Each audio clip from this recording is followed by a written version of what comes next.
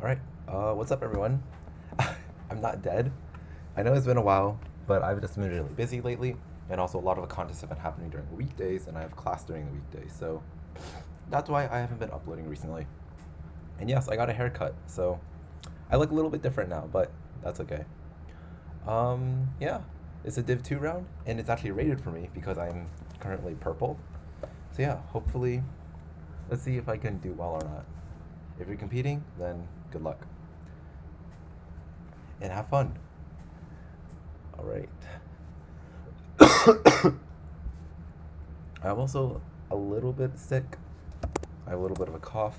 It's not COVID, thankfully, but it's still kind of annoying. So I don't know how much I'll be talking, just because my throat is a little sore, but yeah.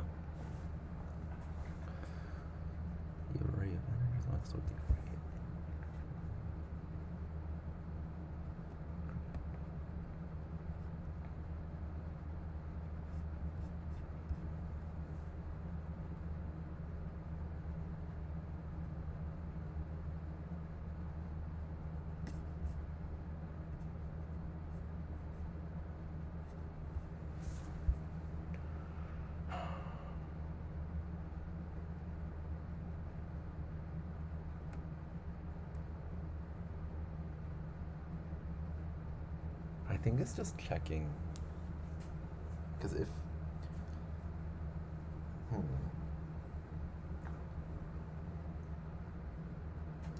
if it's like big enough so we can like... I want to try that. So if it was...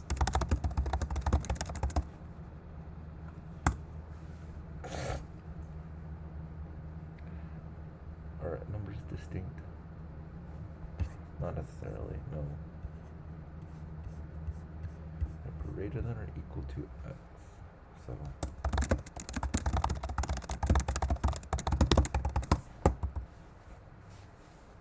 So if our array was length, say 5, for example, if we could only swap everything with at least 2, these could swap, these could swap, these could swap, and this could swap with this, so it could technically swap everything. But if it was 3, 1, 2, 3, this could swap with this could swap with this has to stay in place. So for big enough x, some middle elements stay in place, and then everything else can essentially be sorted. So let's see.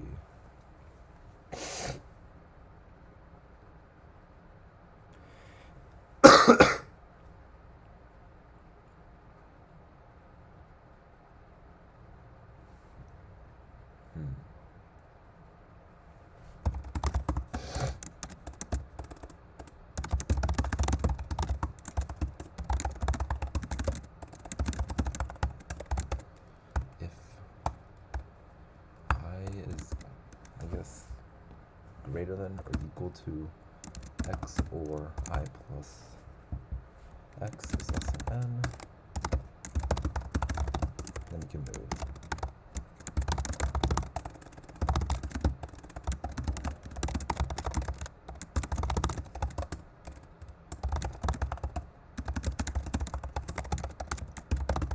Can move at I, or stop at array I.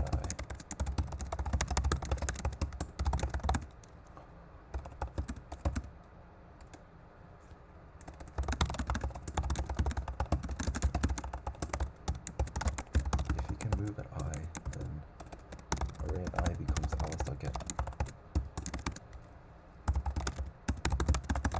Or I guess, wait, just print yes or no?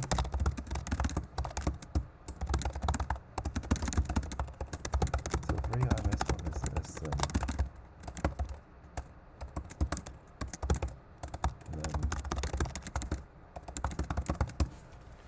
okay. So first one is no, everything else should be yes.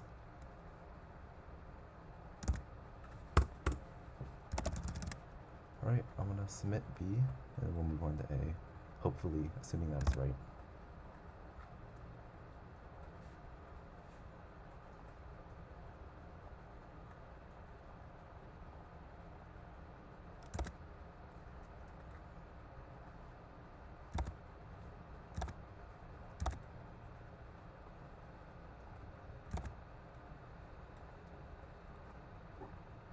No, you got B. Let's move on to A.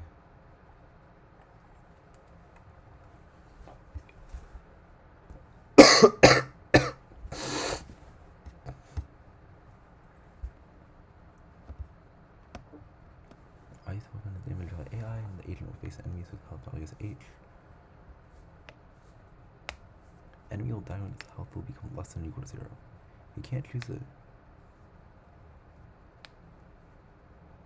Agent will use weapons.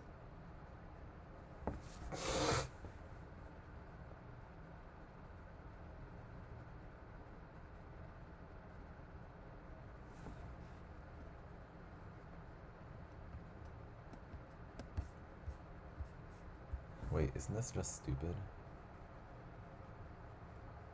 Pretty sure it's just like sort it. Or just get like the 2 highest values. Right?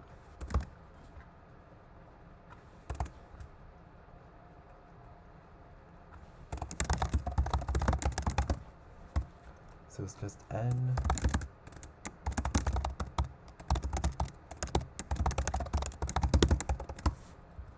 And then int array. Sort it. And it's at least 2, so.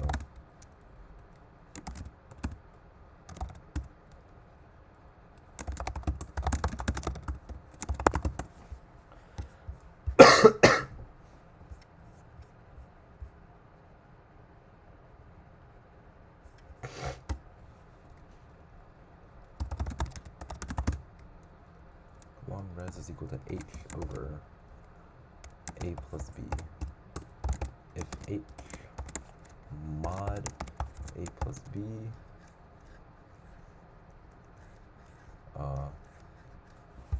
I guess leftover, this is how much is left over.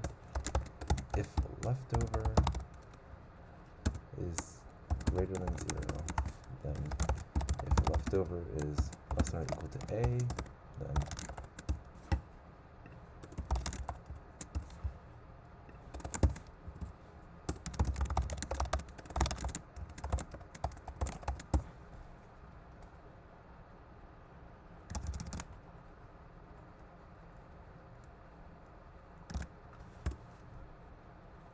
oh wait, hold on. Oh wait, I was 2 times this.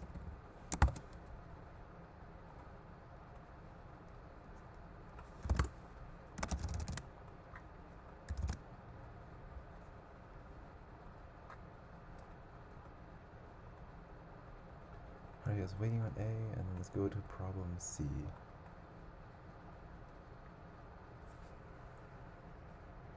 Assuming A is right, which it probably is.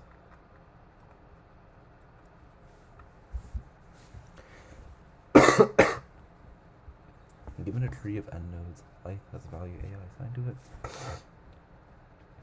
A tree on n nodes is connected graph. Okay, you want to delete at least one at list k-ness on edges. So as the following condition holds, for every connected component calculates the bitwise XOR of a value some node in it. Its value has to be the same for all connected components.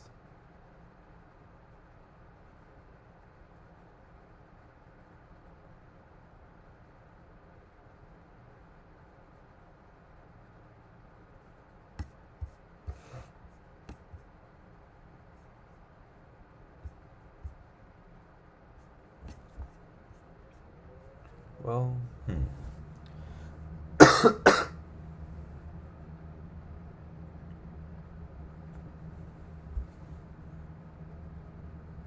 if the bitwise XOR is 0, then I think it's always possible.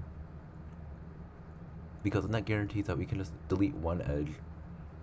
And then if we delete one edge, then we have 2 components. If the XOR of them is equal to 0, then they have to be the same number. So, yeah, that's... So if XOR of everything is equal to 0, then it's just answer is just always yes. Okay, we got A. I'll close A. I'll take some notes on C. So XOR of all nodes equals 0 means yes.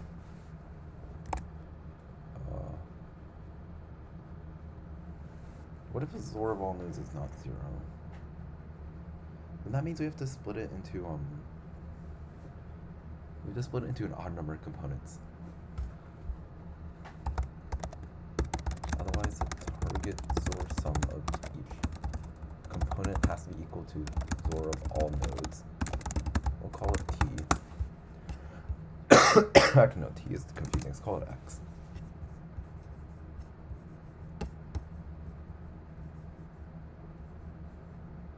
We don't have to print the, okay, we don't have to print the edges that we delete. Good.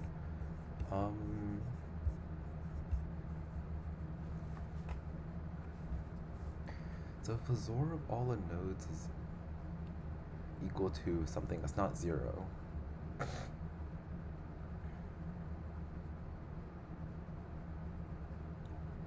then when is it possible? I guess we just have to figure out when the XOR of a component is equal. Essentially, now we have to think about it as like, given a tree, what is the, because we have to remove at most this many edges. And so we have to use at most this many edges, which means if we remove at most one edge, then we could have 2 components left. So in other words, we have k components. Up to k components.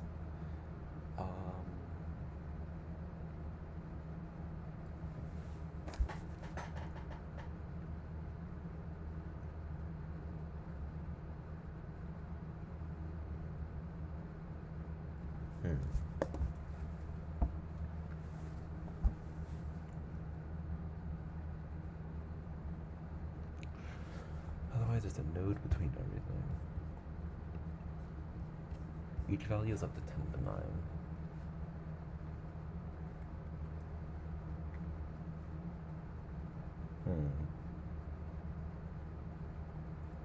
That's strange. So it's like, if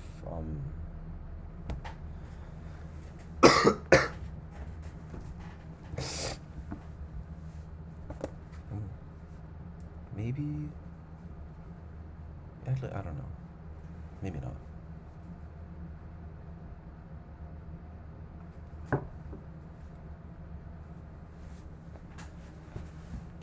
Bitwise XOR of all the values of nodes in them.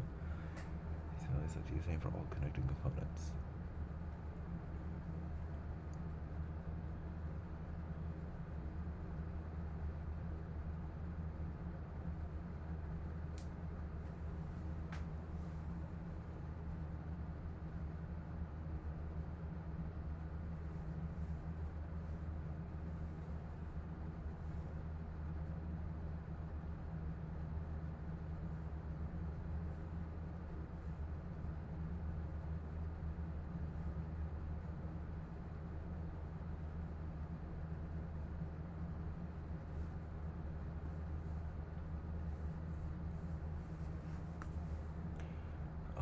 Okay, so if we root the tree at 1,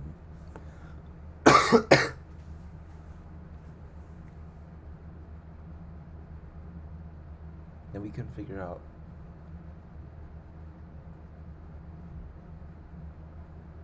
if this tree was rooted in here, what would be the minimum? Or I guess, yeah, what is the minimum number of edges we would have to remove such that the XOR of it was equal to that? But we know that if we cut at a subtree, the XOR of a subtree has to be either 0 or k. So we can only cut an edge if a subtree if the components that we get is equal, if a component that we get is equal to 0 or k. If it's equal to k, then it's relatively easy. Otherwise, we would have to consider like itself its own component type of thing. So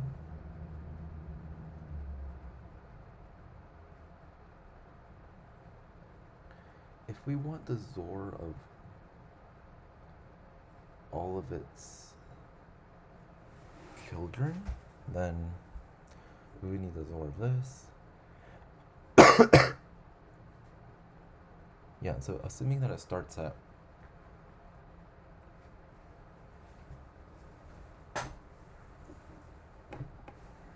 we don't have to delete basically at least 2.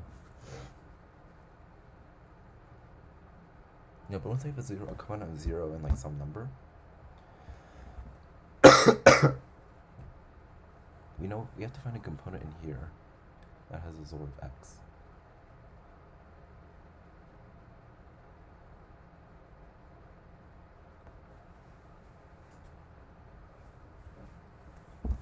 And it just depends on which edge we remove. So, okay. I'm gonna try this.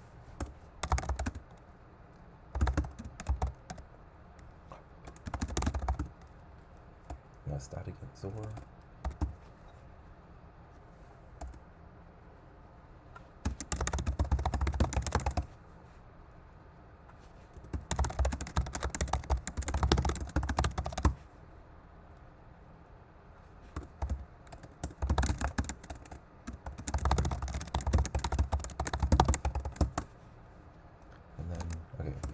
Editors.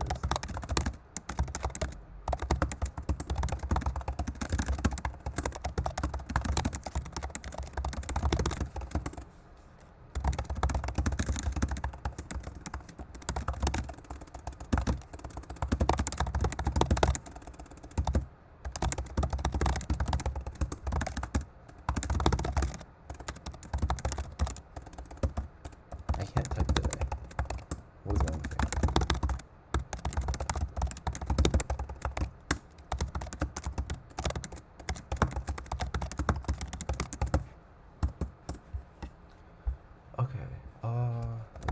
Total XOR is equal to 0. Or I guess I'll call it. I wanted to call it total. No. That is always possible.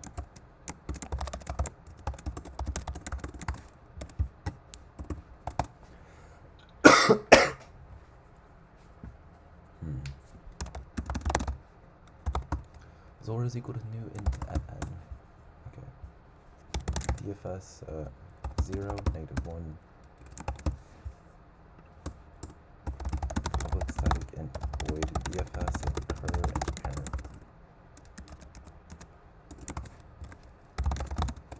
Void int next edges occur. So if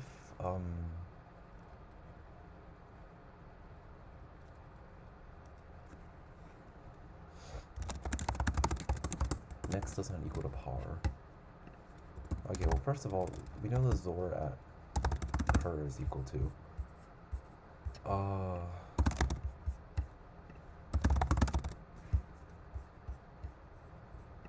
array at cur. Then DFS next cur array XOR at cur. Okay. Static void.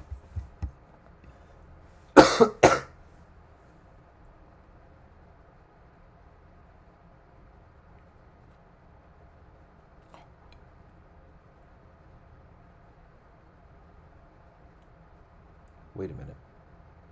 If it's always possible to get a component of this and we can join them to be 0, I mean, these could be 0. Yeah, I guess it's possible to have like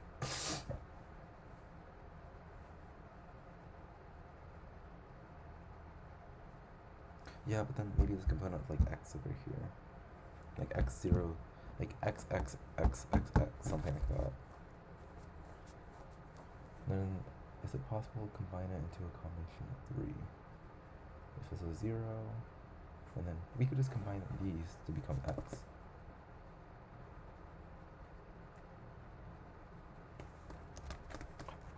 So we only have to remove at most 2 edges then.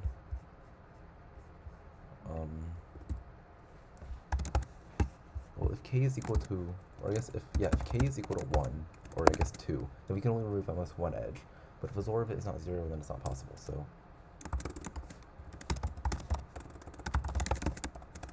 So if there's only one edge that we can remove, then it's not possible. Otherwise, we can show that if it's possible, then we only need to remove at most 2 edges. We can't really brute force them, but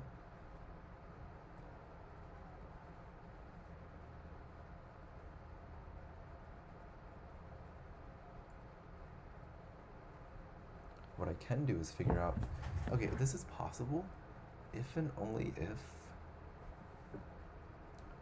there's a, I guess, if there's 2 separate subtrees that have a XOR of, okay, if there's 2 separate subtrees, I guess, that have a XOR of, okay, so we have to first find a subtree with a XOR of X, and then we have to figure out where another subtree with a XOR of X is, and then it should be possible. So if it's something like, I guess, like X, or it could be like X and 0.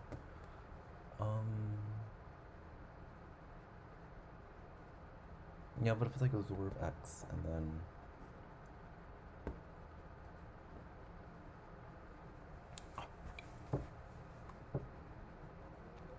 XOR occur, XOR next,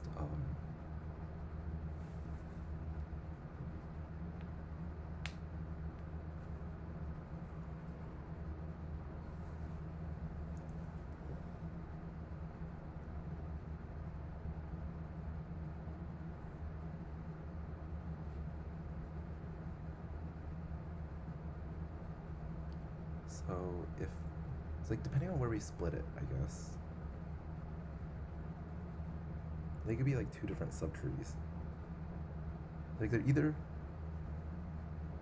okay, what happened? I mean, okay, if we have 2 subtrees of XOR equal to X and they're not ancestors of each other, then it's obviously like one way we could do it. But if they are ancestors of each other, in other words, if we have something that's like, something is like X in here, and then here's also X, that means if we remove this thing, then we have a subtree of 0. Which would then imply that we would need to,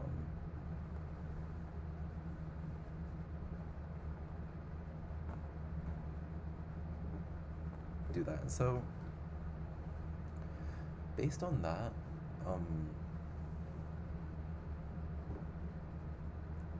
yeah, if we have like a subtree of XOR, like if it was example 2, 2, this 3, and then this one was 3 because this one was 2, 2.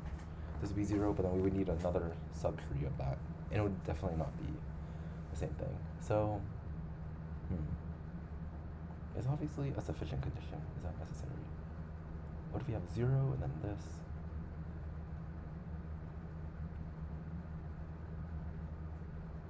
Well, the subtree itself is 0, then we have an X.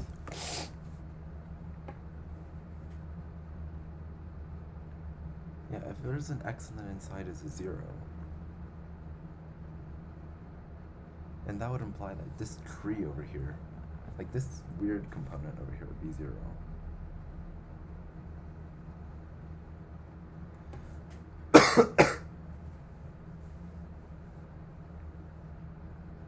And so,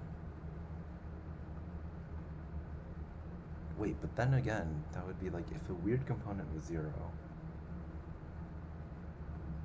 and then inside it would contain some X, then that means a whole subtree of it would be X.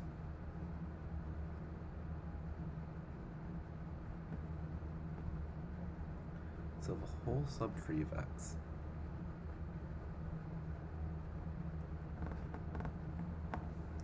we know if a whole subtree is equal to 0, and then it contains some X, then we could detach a 0, and then we could detach an X. But if the whole thing is like X and X, okay, so we care about whether it's XOR 0 or XOR X. if we have a node that's XOR 0 and then has a child of XOR x in it, then, okay. I want to do 2 DFSs. Actually, I could do this as 1 DFS.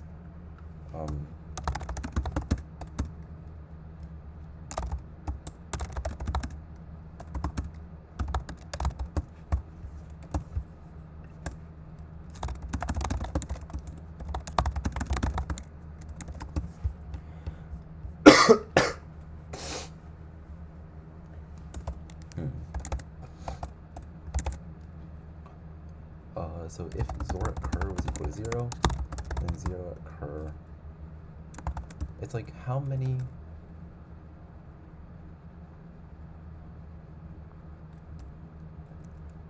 Zero occurs equal to 1. Or I guess, yeah, once we get like the XOR value,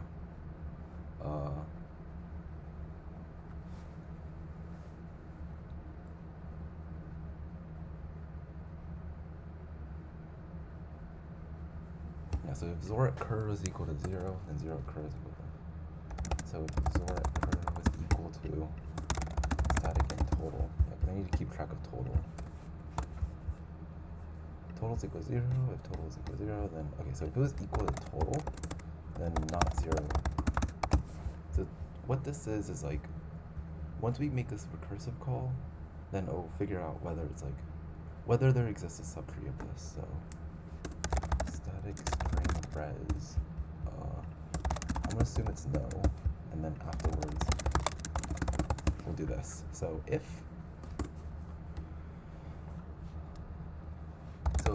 oh, okay, we can only do this once we figure out if next edges occur. So if next does not equal to its parent.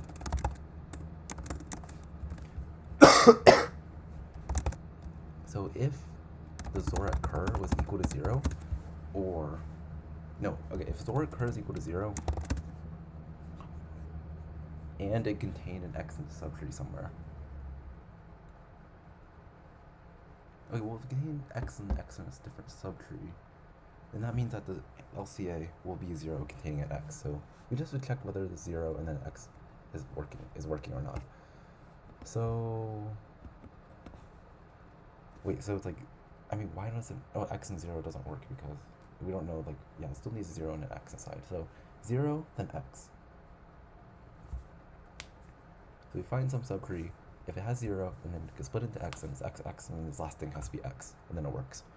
So if XOR occur was equal to 0, then I guess, wait, so we don't need 0 then, we just need total? I guess we just need total then.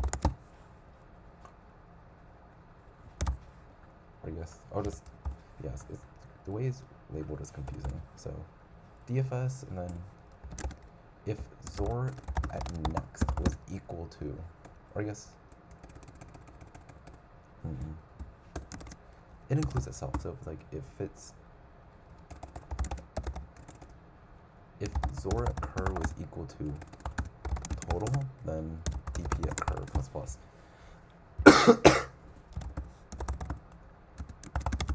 Plus equal to DP at next. And so if XOR occur was equal to 0 and DP at occur is greater than 0, then we know it's possible. Okay, no, yes. I should alternate like that.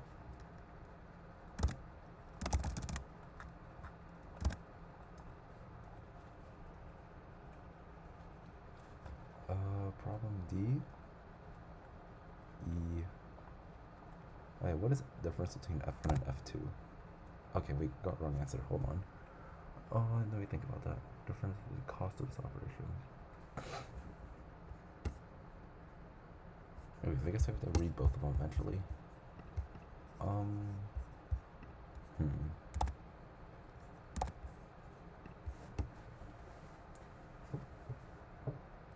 Yeah, because bitwise OR has the same for all connected components.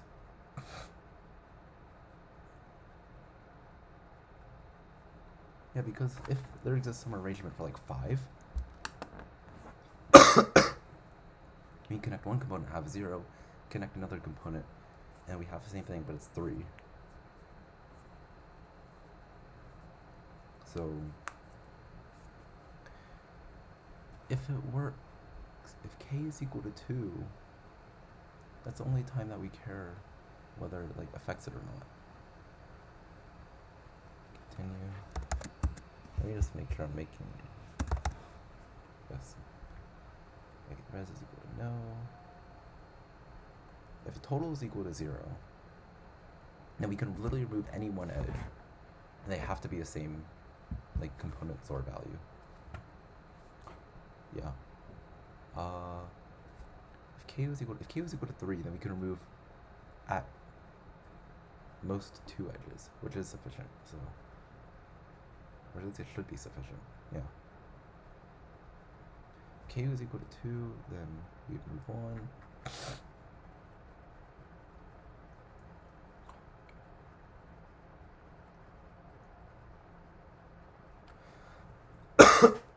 If XOR at curve is equal to total.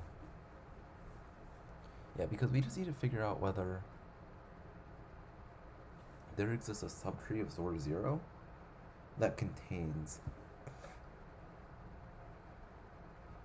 an x in it.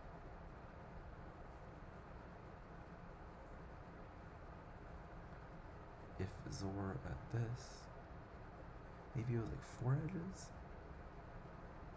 But even if it was like 4 edges, these are like all the same value. This is just the same thing as saying, I want to make sure the parity of everything is the same. So we can remove 4 edges, but if we removed 4 edges, they're the same thing. Adding these 2 edges back, it's still correct. So we just need to make sure we remove at least this many.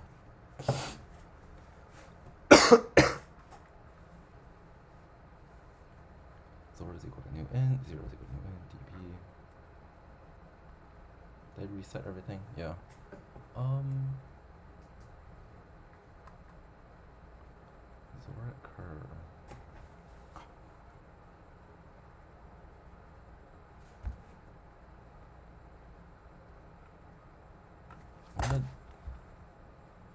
Wait. So this is us calculating XOR of a subtree, and we also add on the DP values in here. It's like a number of nodes in the subtree of this, we add it onto here because it's the same subtree. And if XOR at curve itself is equal to total, then we increase it by 1. XOR at curve is equal to 0, then wait, it doesn't matter. Yeah, 0, we don't ever use 0.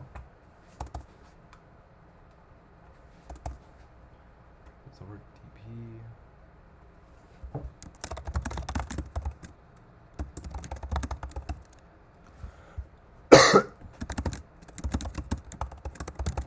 Okay, so if the XOR at I was equal to 0, and dp at I is greater than 0.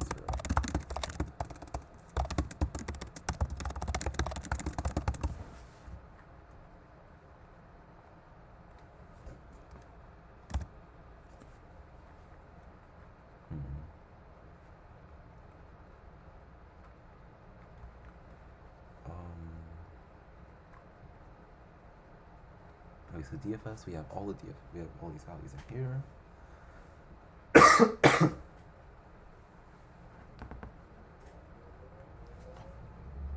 Yeah, it's equal to array, where array is equal to this.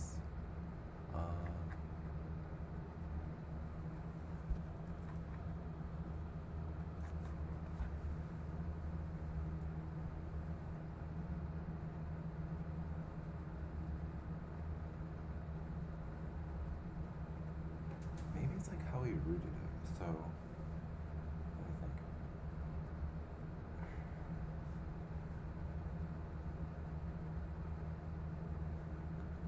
Yeah, because it's like if we took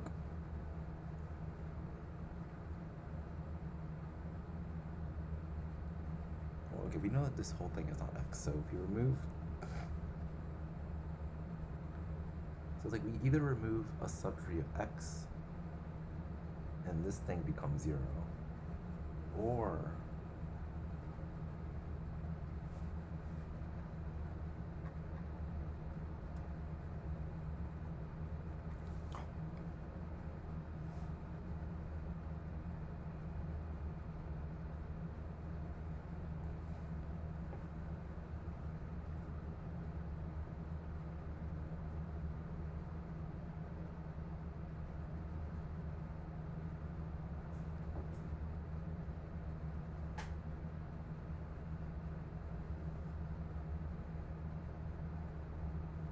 oh, okay, I think I know why. Because this whole XOR is x. So if we remove an x over here, then it could be 0 over here. But then it's possible, it may or may not be possible to split it in here. It's only possible if it's like 0 and x. So it's like, it depends on where we rooted it. Because it's possible to have a subtree of x and have a 0. That's like not necessarily an exact subtree, it's just a component. So the way, how can we handle that? Okay, then it's just like, we have to make sure. The other condition we could say is just like 2 distinct components, or I guess, yeah, like 2 components that don't have the same thing. So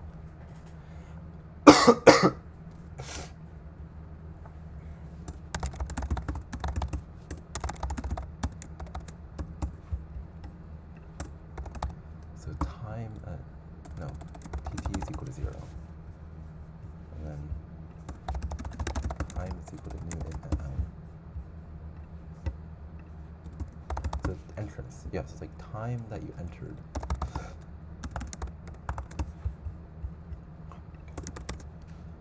Okay, and so then we do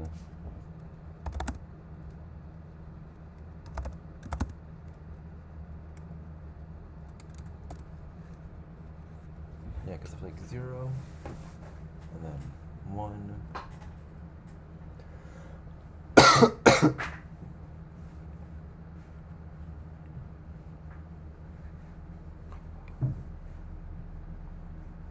Or we could just do another DFS where it's like, if we were to remove this edge,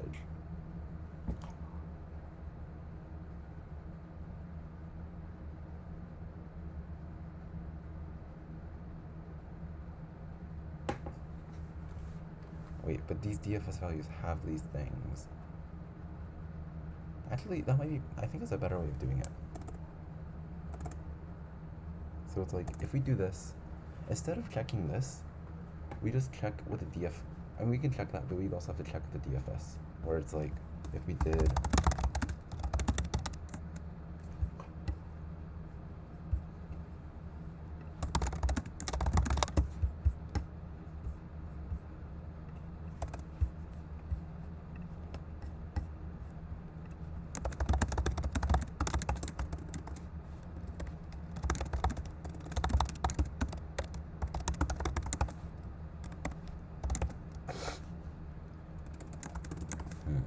so if next is apparent, then we just continue. Otherwise, if we already checked if it's like rooted at it. So what if XOR at cur is equal to total? If it's equal to total,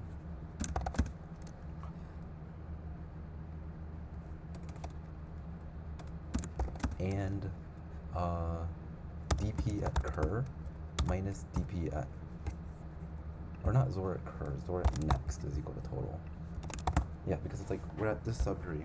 If this was equal to total, then we know this rest of its component. So it's like dp of rest of its component minus, remember this, if it's greater than 0, then it should be yes.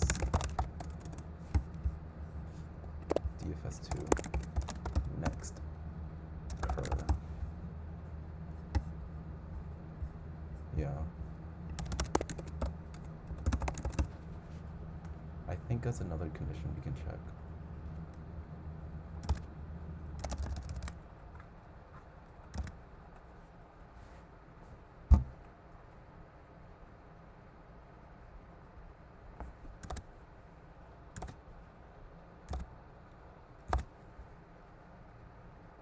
Dang. Okay. Do we have to? Let me think.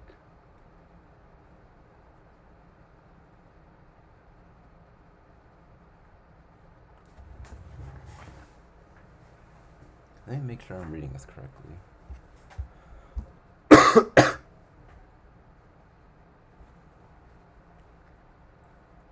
Or maybe should I look at D? I'll look at D in a little bit, maybe. Calculate the bitwise OR. It is bitwise OR. Okay. Is it always okay if it's equal to 0? Yes, because no matter what edge we remove, the XOR of the two components will always be the same.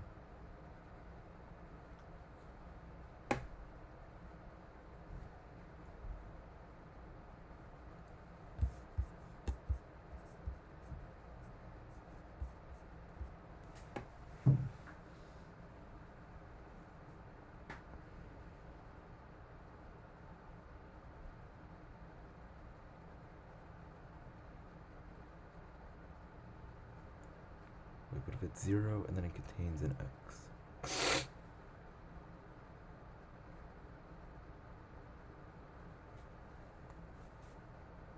Then that works.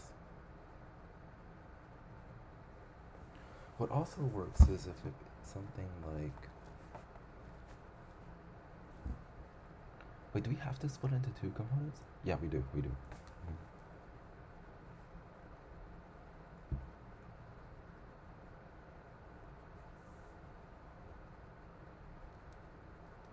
This was like 3.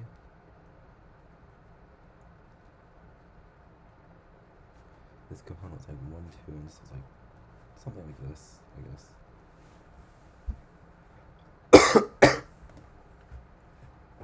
Let me just try this test case.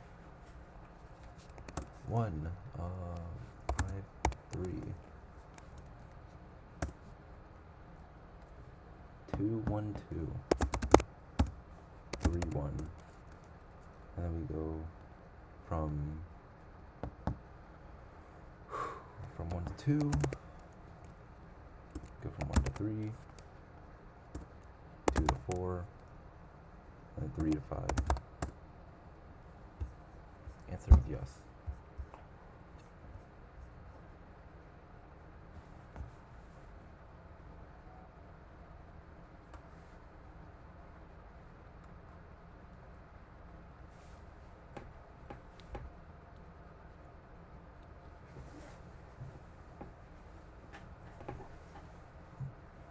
Maybe it depends on how the components connect with each other.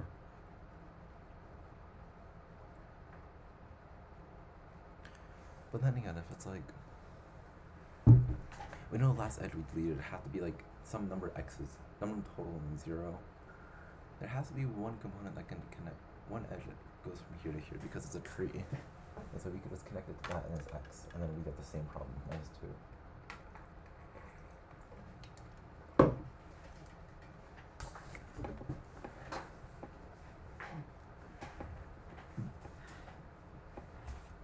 Wait, so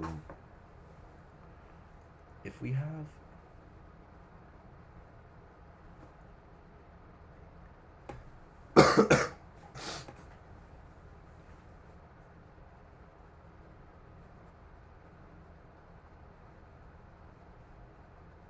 if we rooted it at any one place,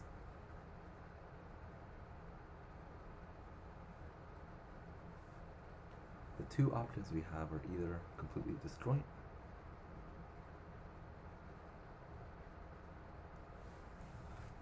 Okay, so what is a DFS2 checking then? If XOR at next is equal to total,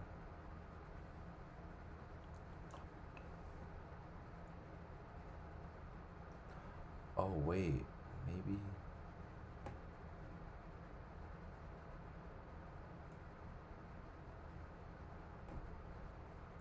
LCA, okay, so it's like if we separated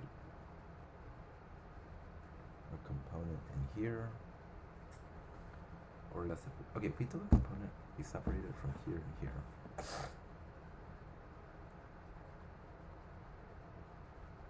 Yeah, because it's like a small component that we have to remove at least two. We have to remove two edges. So one of these will be like a smaller subtree.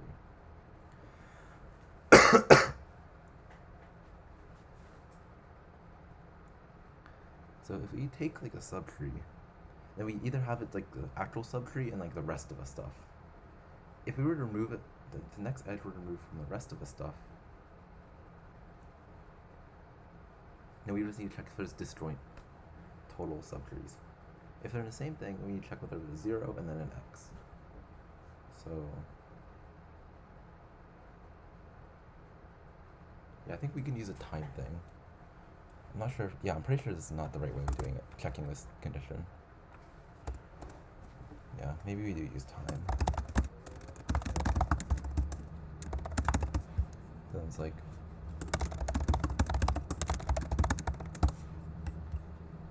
this one's list.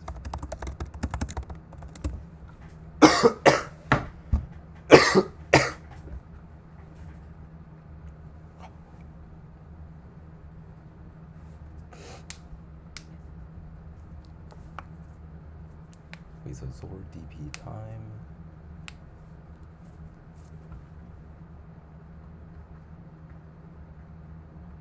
And then maybe parents? Do we need parents?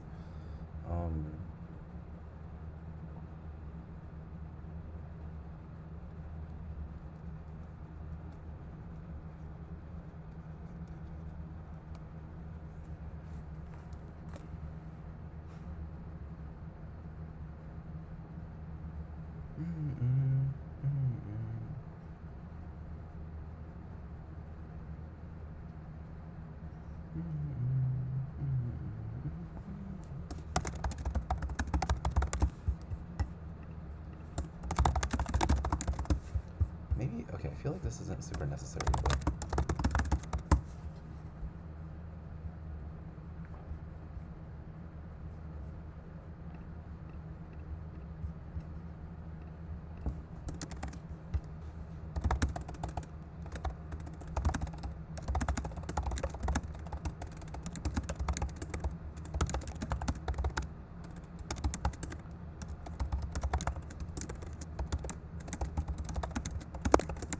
at least 2, then we check this, so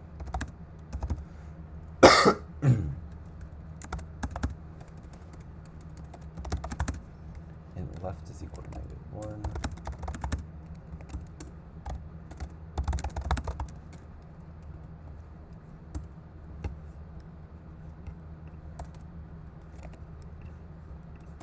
Okay, so this is a vertex that we care about, and so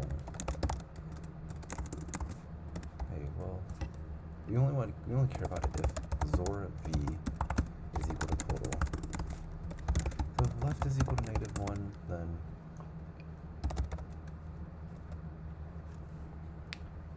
left is equal to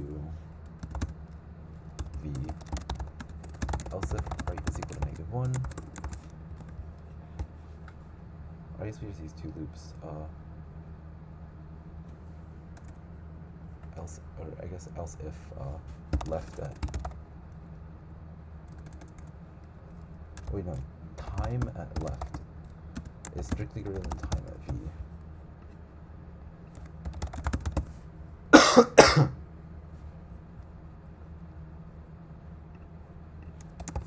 Okay, and right is equal to -1. So if Zor v is equal to total,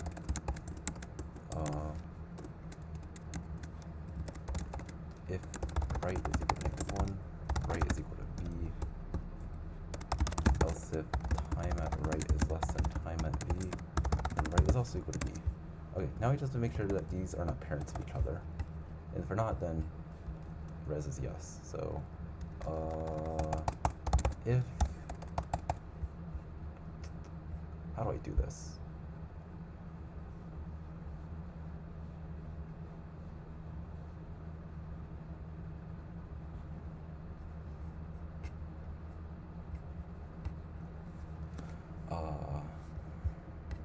Right, I have parents array, so I use parents to do that. So boolean works is equal to true, and so in current is is equal to left while current is not equal to -1.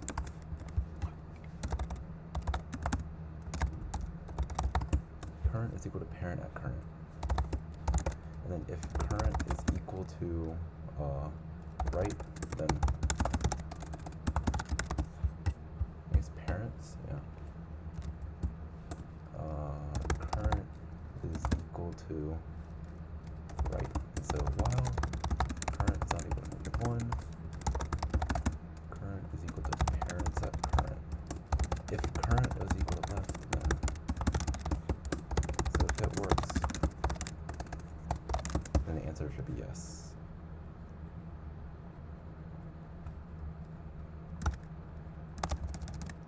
Okay, if this still doesn't work, I think I'll just move on to D.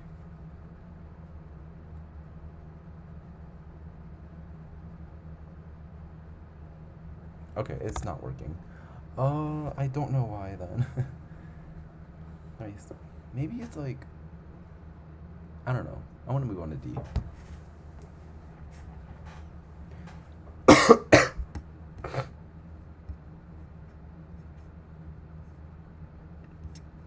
Okay, so something about tree problems. You have a weighted tree with n nodes and n-1 edges. You don't remember the weight of edges. Let's define distance as the greatest common divisor of the weights of all edges in the path from node U to node V. Hamilton can give a device a set of nodes, and the device will return the largest distance between any two nodes in the set. More formally, okay, you can use it at most 12 times on find any two distinct nodes such that the distance from A to B is the maximum possible.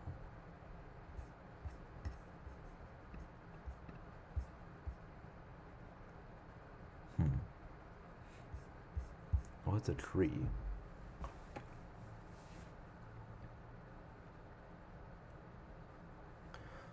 Okay, well,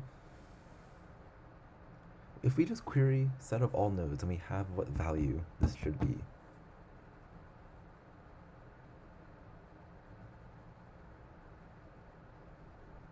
okay, the fact is GCD is kind of tricky. Well, actually, wait.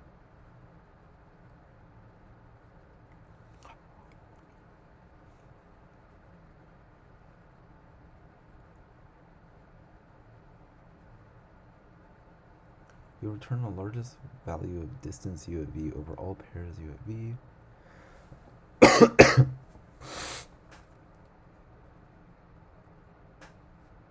Okay, so let's assume there's only one pair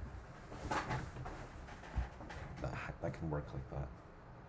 If there's only one pair that can work like this, then we have a distance from, or I guess like a pair paths from like this node to this node.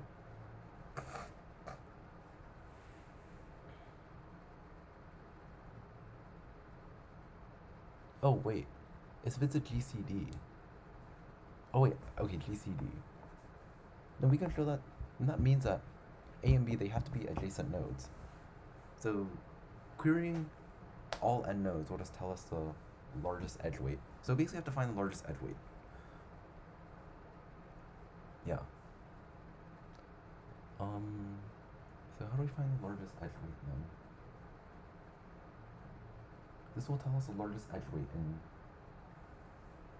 within like this click, I guess.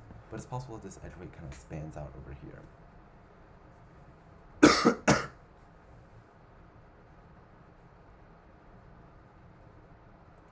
So in other words, we have a largest edge weight.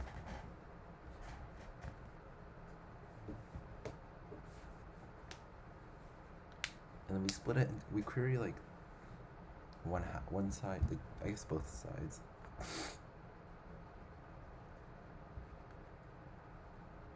And then it's like we do 2 queries, we figure out whether, if edge weight is in here, then we can just eliminate half of these nodes. But it's possible that they cross over. If they cross over,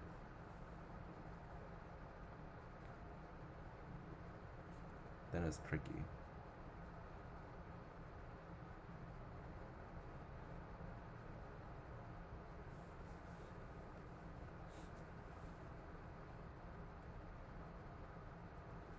as a GCD of weights of all edges. But like,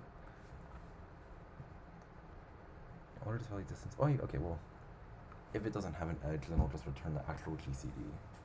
Yeah.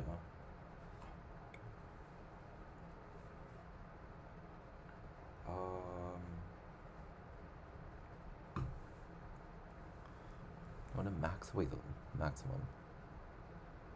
Yeah.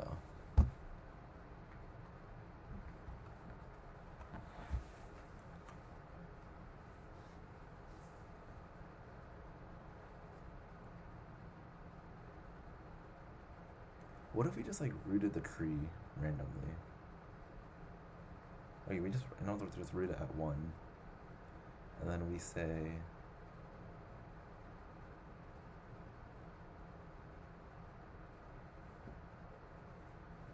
we wanted to get the largest edge weight, I guess.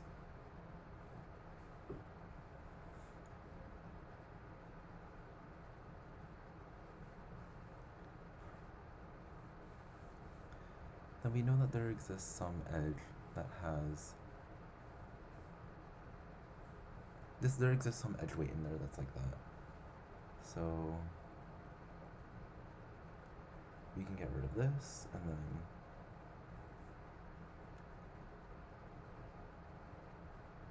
we can then figure out. If we remove one node,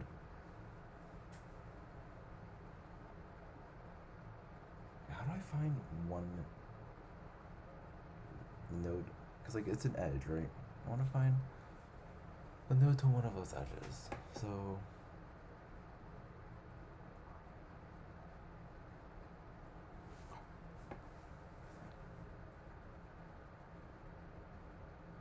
maybe I can binary search? Like, okay, if I could binary search, where it's like, whether it's like in here or not, then as long as like within this component there exists like this maximum thing, then we can always like continue taking from it. So if we always continue taking from it, then we like take, and then the good point, if we took too much and it doesn't exist anymore, then even if we took out one of those, it still wouldn't theoretically exist. Yeah, we could figure out like, we could binary search for where, we can binary search for where one of the endpoints is, and then for other endpoint we could just like do from A to, how do we find the other endpoint then? Wait, we're allowed almost 12 queries. There's 10 to the 3. I believe that's about 2 to the 10. Yeah. So if it uses, that first binary search uses 10 queries already. How do we find the other one?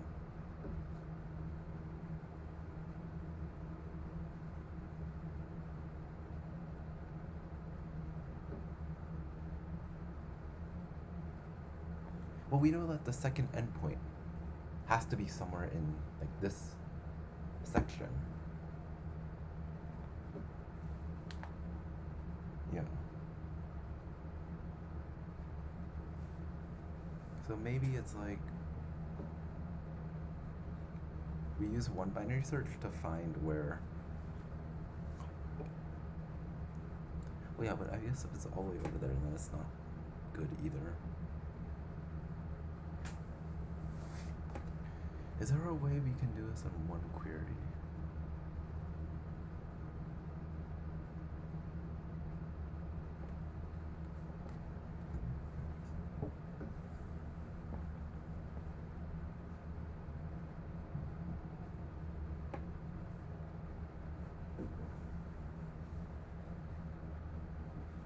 We don't use too many queries. You can use this device almost 12 times.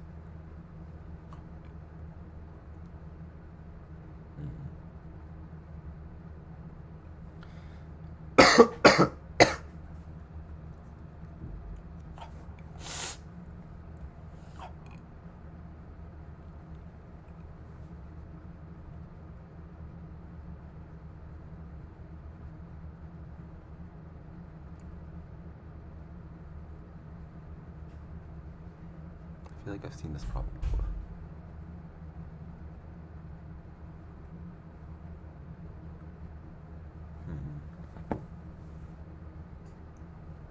Distance A of B is the maximum possible.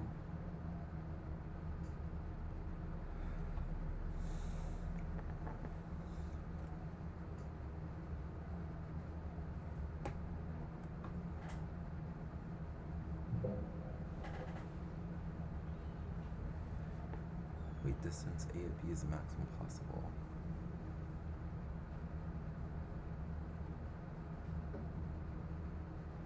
Okay, maybe it's like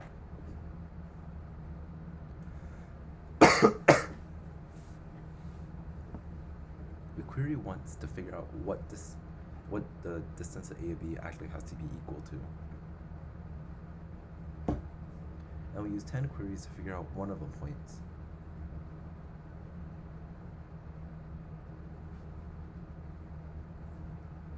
But is that the only information it could tell us? I mean, it tells us that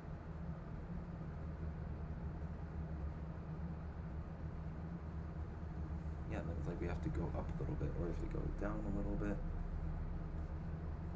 Yeah. But we know that this node, its endpoint, has to be somewhere in here.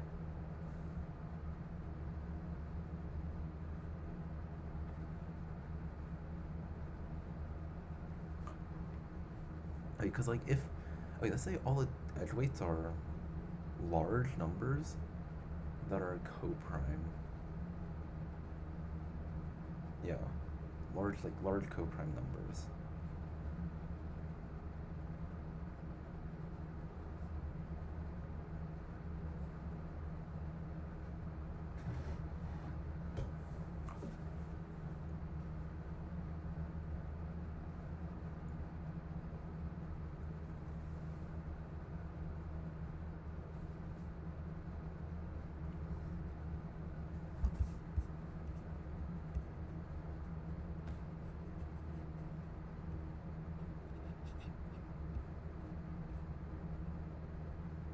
Oh wait, we're given the shape of a tree. Oh wait, I didn't even realize that.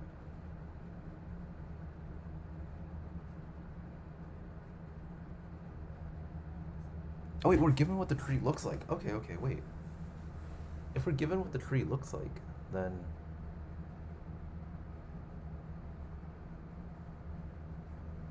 you query what the entire tree looks like first.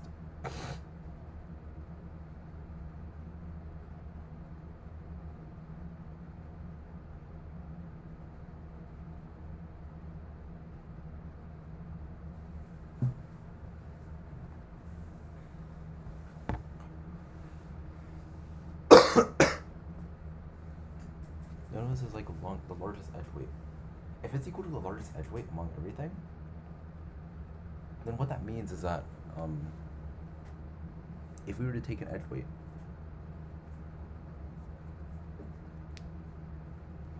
okay, cut them in half, and so it's like, oh, I have to query this section, and then including that, maybe. Okay, but we're given, okay. If we're given what the tree looks like, then we pretty much only have to query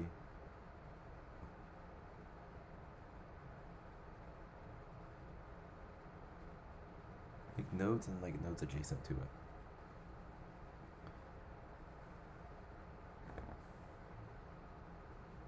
Yeah, so the question then is like, if we query like 1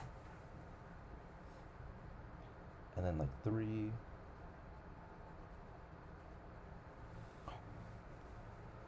or I guess it was like component, right?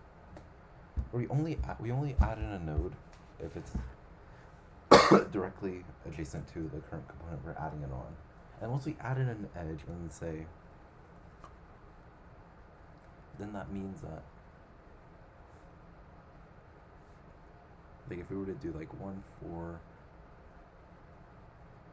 yeah, we want to find a BFS order for the tree, and that will guarantee that adding them will keep it as one component.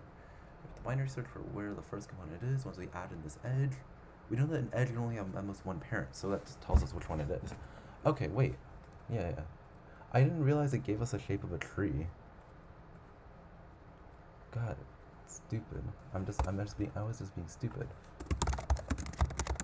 Yeah. If they gave us the shape of a tree, it's not that hard, because then we could just get the parent as node B. N minus 1, which means there's an edge between nodes UI and VI.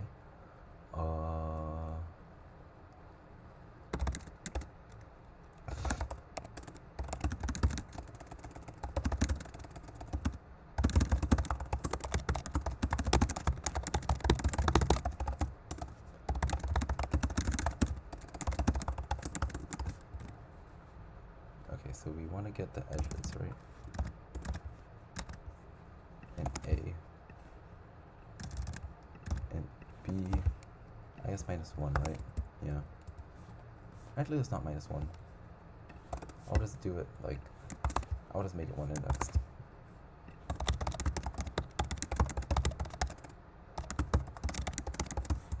Okay, so it's a 1 index tree.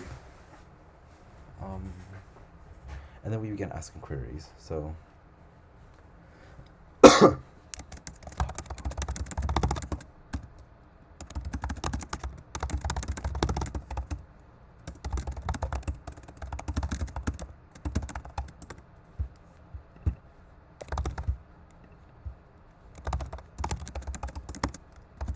and target is equal to ask query in file.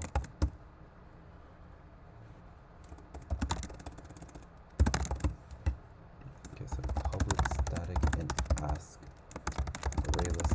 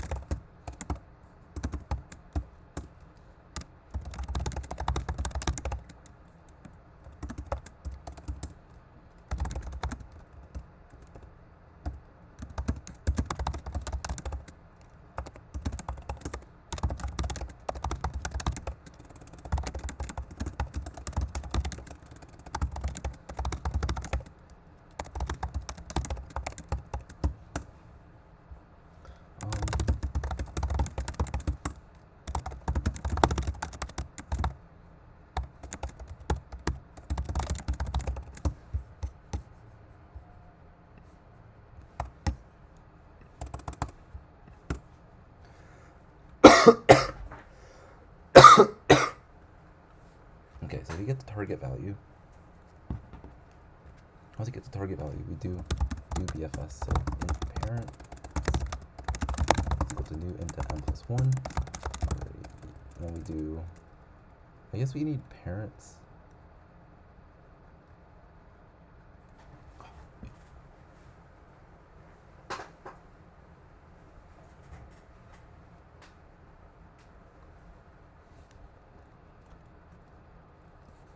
Actually, we don't even, oh yeah, well actually no, we do need parents. N plus 1. And then it's like depth at 0 is equal to 1. Array dec integer q integer q dot add at 1. This is supposed to be 1. While q dot size is greater than 0. Curve is equal to q dot poll for next edges at curve. If depth at next is equal to 0, then depth at next is equal to depth at curve plus 1. Parents at next is equal to curve. And then q dot add next.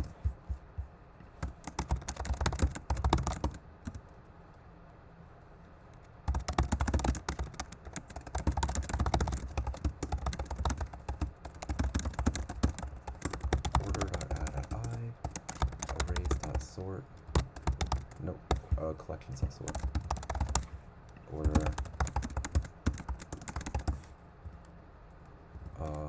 Return.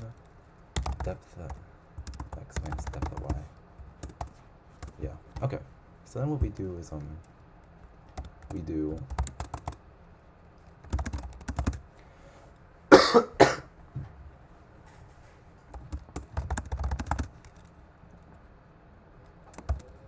I guess we need the smallest component. Smallest size of a component that still contains. The smallest size of a component that still contains the best edge. Over 2. We do.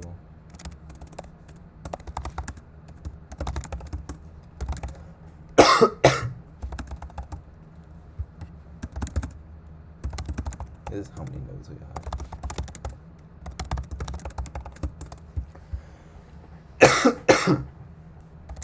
So if query, no. If it's equal to target, then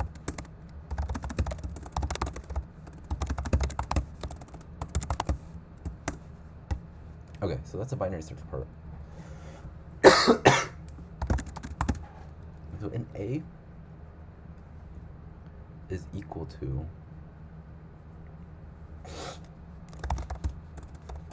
query dot, no, I guess order dot get.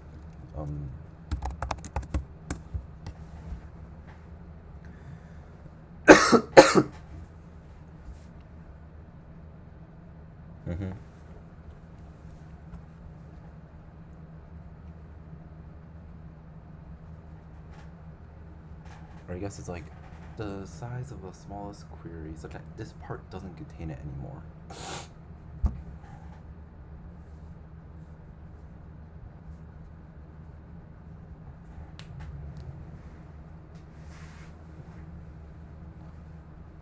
Wait a minute, so if we sort them in increasing order of depth,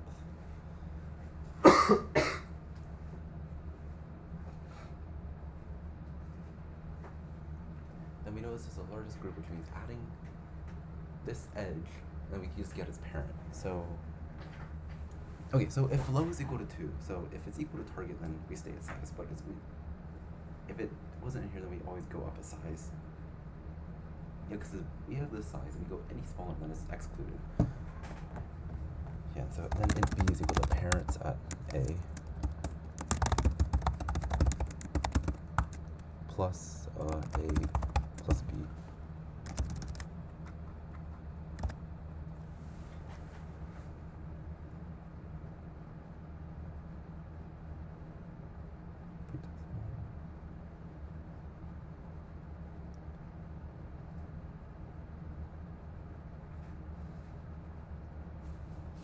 Pretest 10.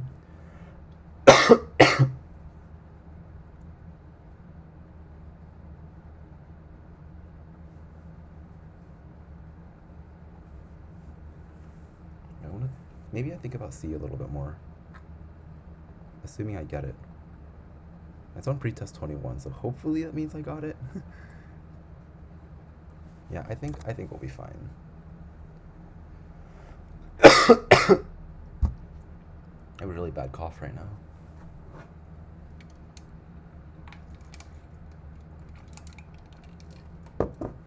Alright, I got D. So we're not doing terrible now. Yeah, it could definitely be worse. Do I focus on getting E or C? Because I feel like my... oh my god. I feel like my C is probably close. I'm just not exactly sure what's wrong with it. There's probably like some small detail I'm missing maybe. That actually brought my rank up by quite a bit. And not many people have solved it yet. I don't know. Honestly, I think D is easier than C. In my opinion. Because I feel, I don't know. Might just be me. I'm gonna think about C for just a little bit more. We have NK edges. These are 0 index edges, so we get the total of 0.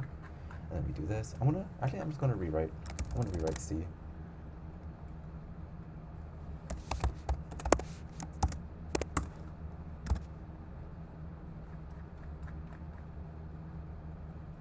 I want to rewrite it. I want to rewrite everything else in this statement over here. let's delete, yeah, I'll delete these as well. Okay, int total. So if total is equal to 0, let me do this. If k is equal to 2, then, okay, well, else if k is equal to 2, then we can move out, then we can, what if it's just yes? There's no way, right?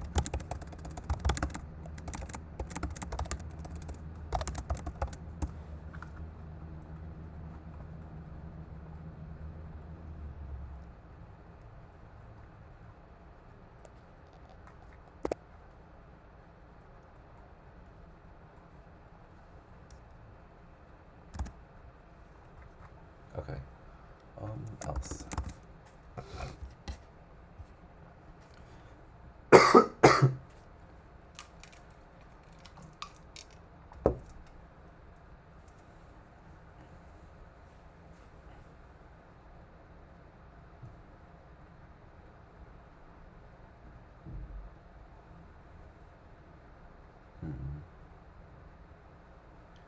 Deleting any two edges.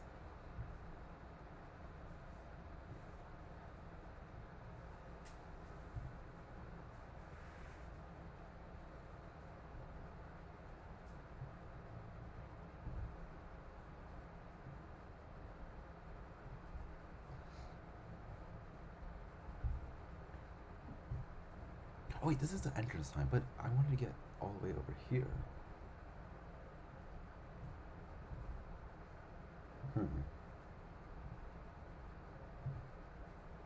I just realized that in here I was doing this part incorrectly. Like, that doesn't necessarily give us what we want.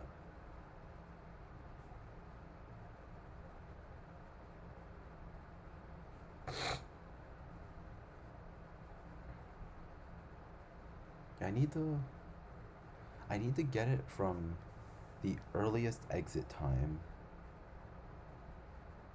to the earliest start time.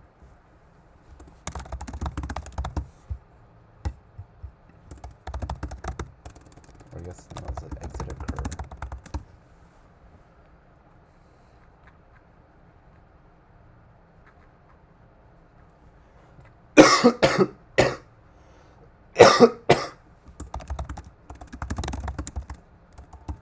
N. At the earliest exit time, yeah. Not the earliest entrance time, but the earliest exit time.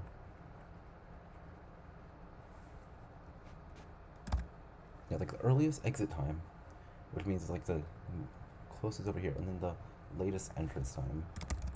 I want to see if this works.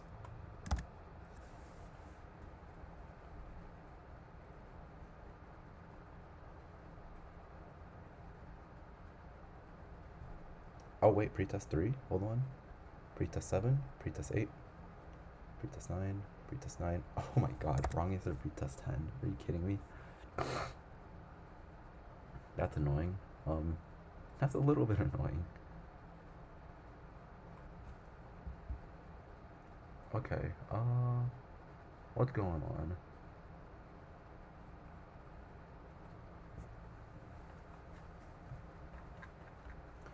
What is going on? Okay, so it's obvious that we did something that was a little bit better. Okay, so now I think I'm just missing a case then. Because we covered, like, this disjoint thing.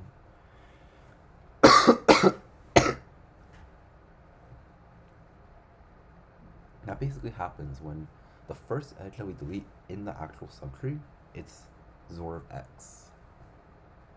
Yeah, that is XOR of X.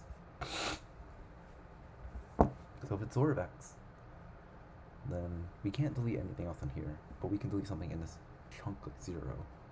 Some other subtree with XOR of X.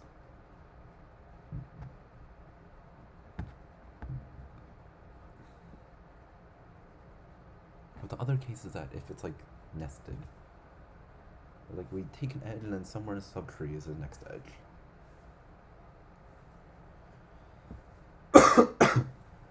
And that's like the 0 thing that we did over here. So we just need to make sure that the XOR of I was equal to 0 and it included at least one thing.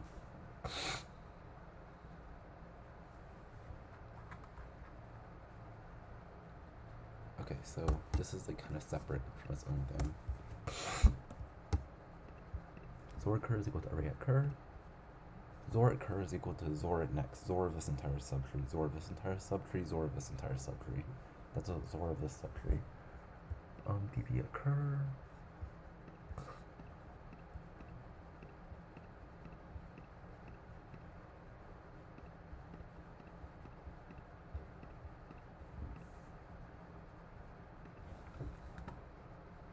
Oh wait, hold on. If XOR at cur is equal to total, if next line equal to par, DP at cur.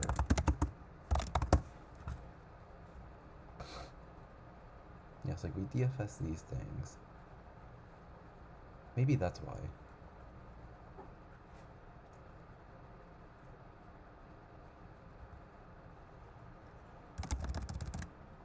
Let's see. Yeah, because we know like XOR 0, we like take out an edge, this thing has to be an X. So it's like if XOR cur is equal to X, and DP at cur plus equal to this, maybe. If XOR sum was equal to 0, and the DP at I is greater than 0, then it becomes yes.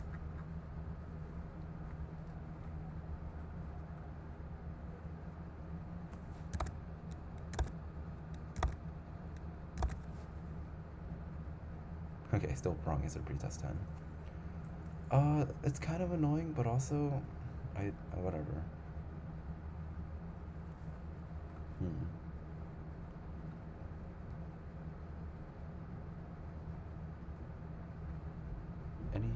Are there any hacks happening? Nope, not yet. Alright,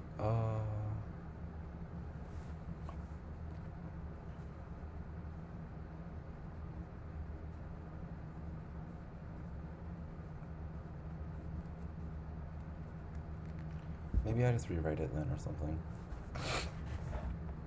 Wait, because if we have edge that connects it at node 0, then we need some subtree inside of it.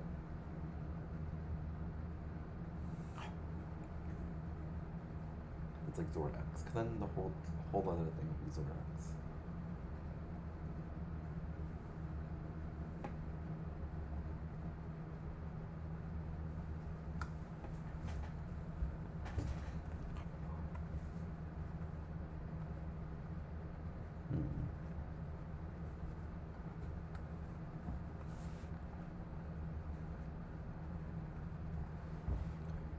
Wait, so if it's like XOR, I want to take a little bit of break. What is my current predicted delta? Because like I was doing pretty bad, and then and people are, because I feel like D is not that hard. I think it's definitely easier than C, but it seems like people are kind of getting stuck on that. Yeah, like right now that's what I'm predicted. But like, I don't know. Do I think about E? Length of the longest good subarray. Okay, so what's a condition of a good subarray?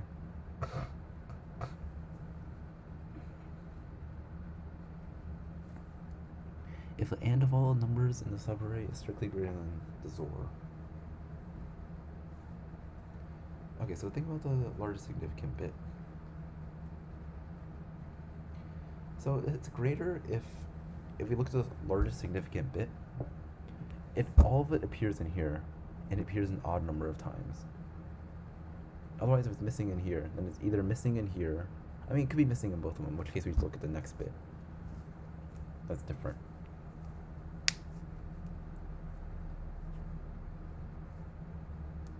Okay, so it's like for each bit, maybe. Okay, so we look at the largest bit.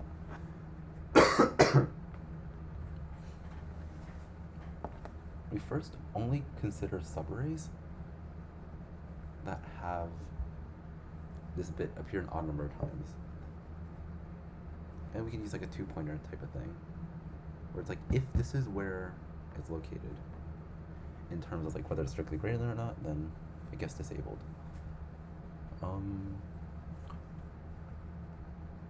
Else,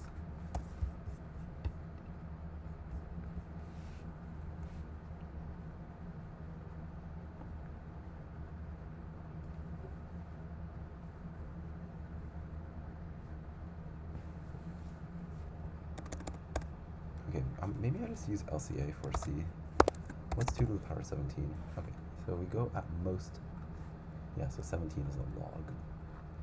So I use LCA, if I use like a general LCA thing,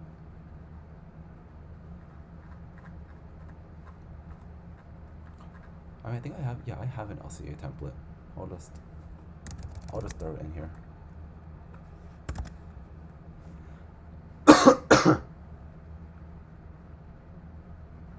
Or not an LCA template A.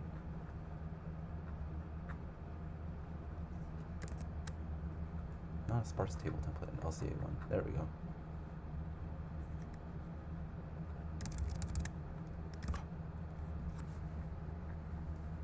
If is ancestor.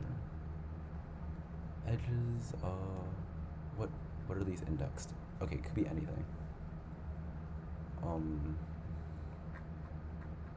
It could literally be anything we want.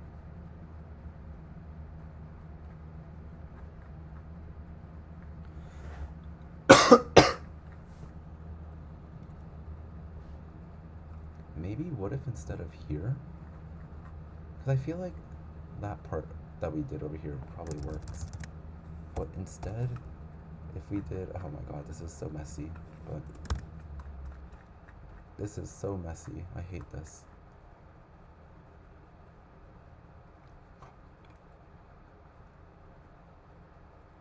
If lol count is greater than or equal to 2, instead of left and right, we just build an LCA. We read it at, okay, n edges are, so is equal to new LCA. We DFS from 0, right?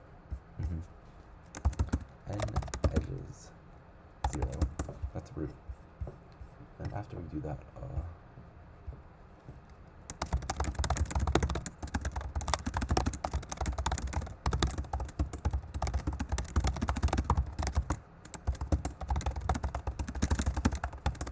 so if Zora I is equal to total, then is node at I is equal to true, choices.add at I, int overall LCA is equal to 0, and then we do, or I guess not 0, choices.get at 0. No, not n. Choices of size I++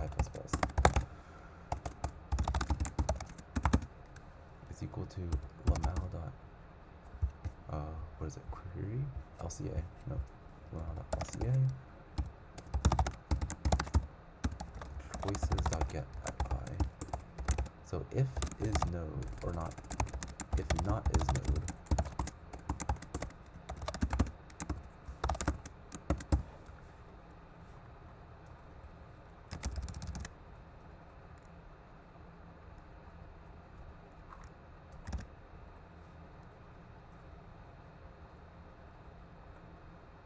Oh, wait, what?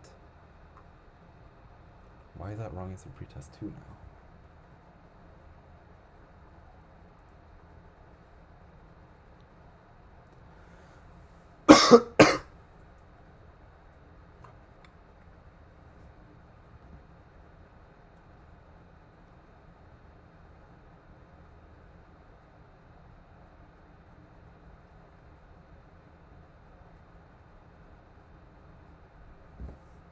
Wait, how did that even happen?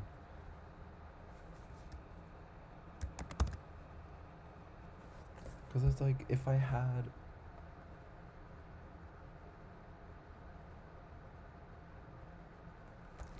x and x and x.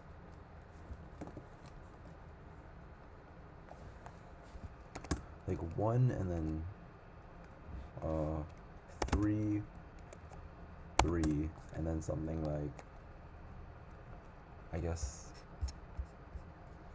the array 666, and it was like 1 to 2 and like 2 to 3. This should be yes. This is okay. What do my current LCA code? It should still return yes. Yeah, okay. Why is that happening then?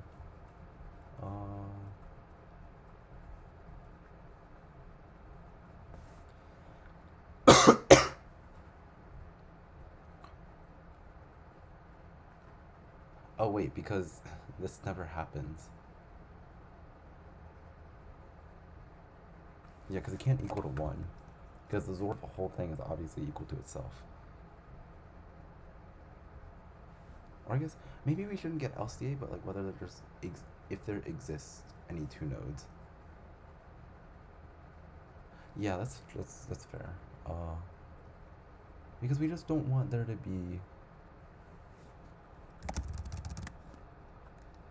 like just general nodes that aren't in the same thing. Let me see if this will help. Let me submit. I submitted. Yeah, I have so much penalty on this problem. I'm really glad I looked at D first, honestly. Okay, I'm just gonna not use the LCA. I feel like that's just a little, kind of a little sketch. But wait, what was the difference between this and this? Oh, he slightly rearranged it. I think this one's actually correct.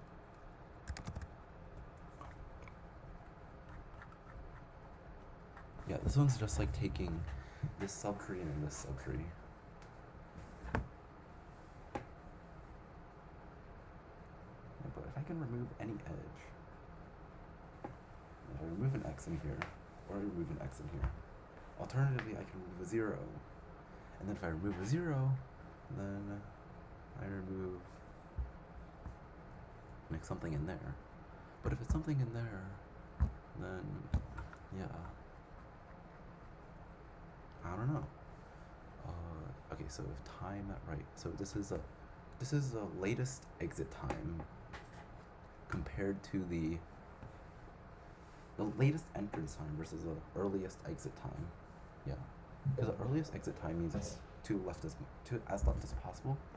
If it's the latest entrance time, it's to the right as possible. So yeah. Let me think.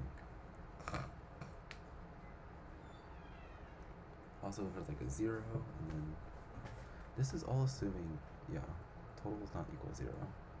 If total is not equal to 0, then if XOR at I was equal to 0 and DP at I was strictly greater than 0, yeah, so if XOR at current is equal to total,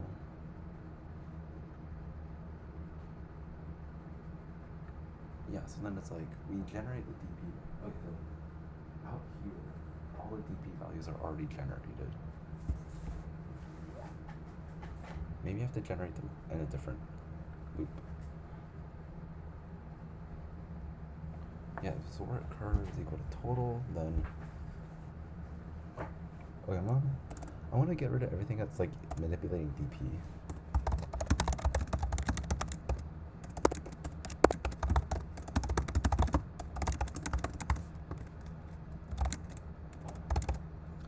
Well, okay, if XOR at for int next and edges at cur, if next is not equal to par, then DP at cur. So if XOR at cur is equal to total, then DP at cur.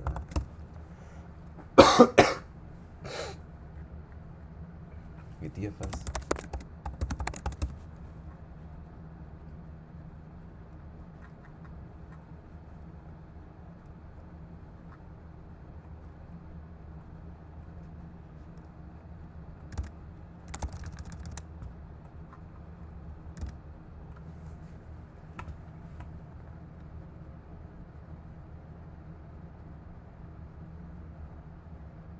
Damn. Still wrong answer to pre-test 10. What's going on? Oh my god. I actually have no idea. Do I think I can get problem E then?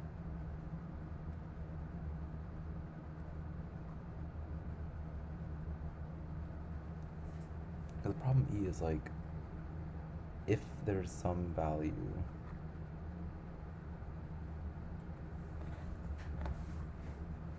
I'm gonna think about E. Okay, so this is the first bit that would be different.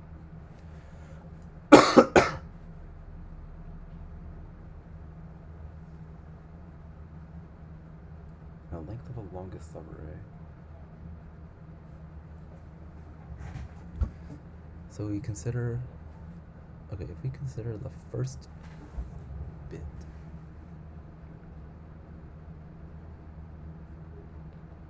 yeah, so let's assume that this is a bit that we care about.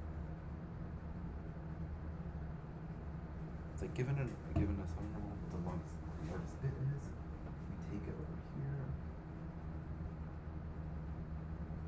We know that if there's an odd number, then that's fine. So we know a lower bound in the answer is, given some like sequence, the largest bit possible.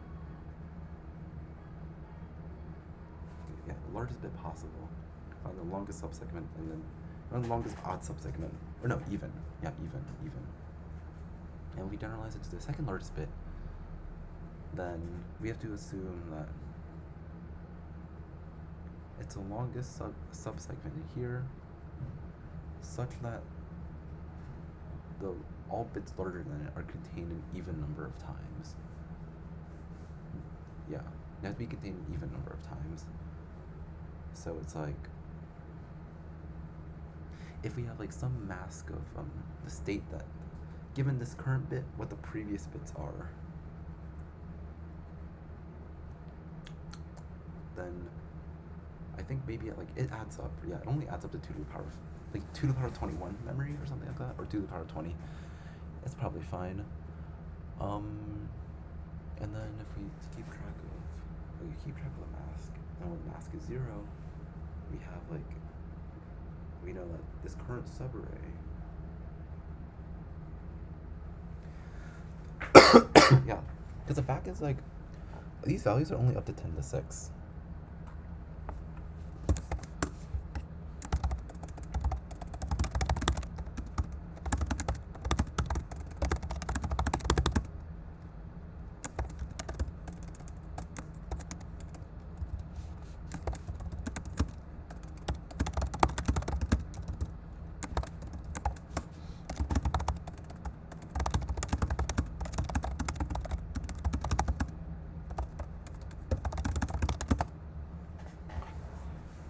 To appear in even number. No, wait, do they have to? Or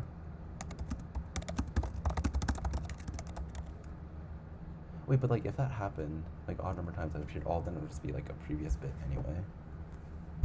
Yeah, that would already be handled, so we don't have to worry about that case. All previous bits have to appear an even number of times. And then we just have to figure out, given this bit,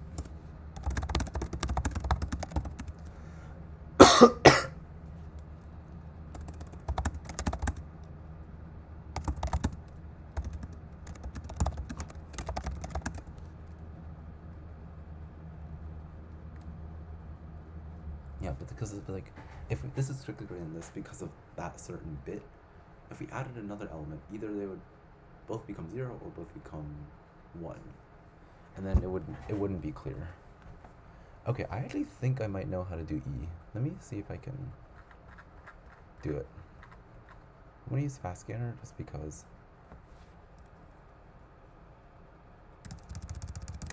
And also, I'm barely going to get any points if I solve C right now, so it's not that big of a deal. Yeah, I want to see if I can get E. Alright,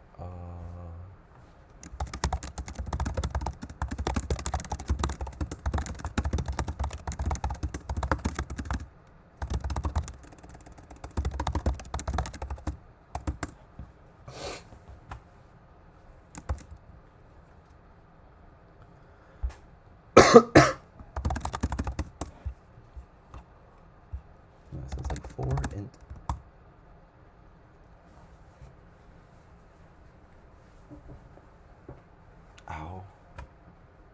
for int b is equal to, I usually start from the largest bit, in which case is 2 to the power of 20 is 19.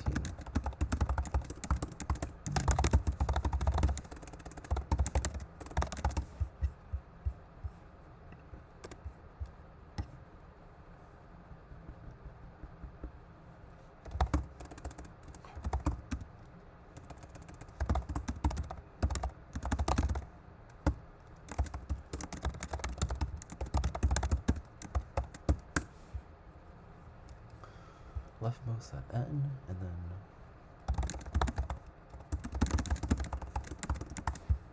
or not n,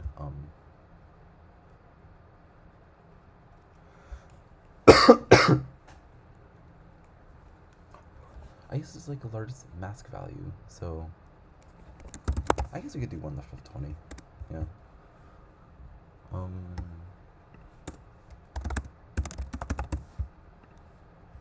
Like, given this current value of I,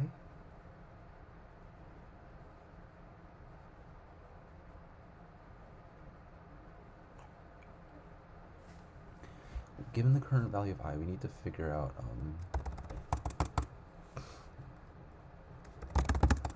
how to do this part. I guess for the previous bits, yeah, we can just, so the previous bits, they're equal to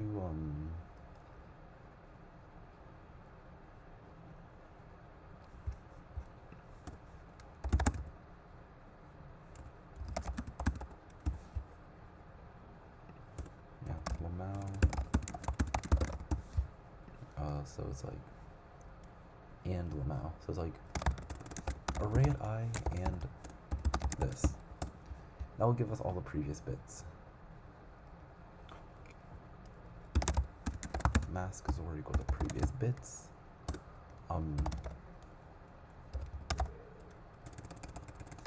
If leftmost at mask is equal to n, leftmost at mask becomes I. Max res, and then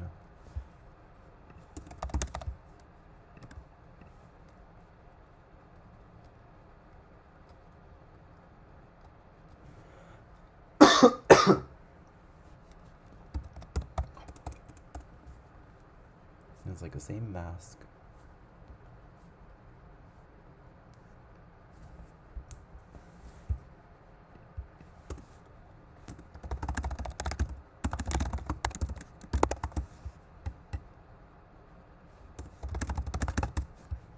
Maybe use a timestamp array. Yeah, because once a bit turns off, we have to assume the bit is on all the time. And so if that bit is ever off, then it like becomes its own thing. So leftmost and timestamp array.fill leftmost at n.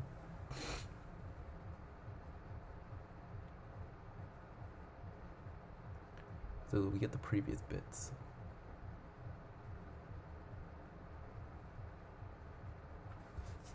Alright, well, if array at I is equal to 0,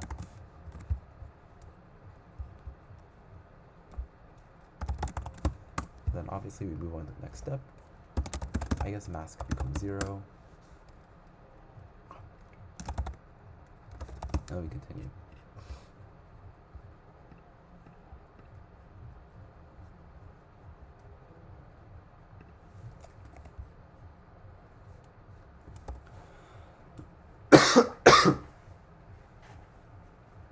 Otherwise, we get the mask, we update the mask. So if timestamp at mask is less than boof,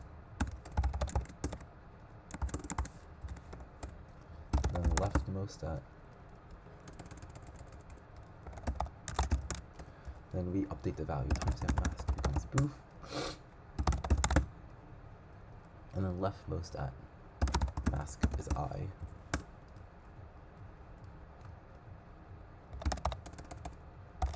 Res is equal to mask. res I minus leftmost at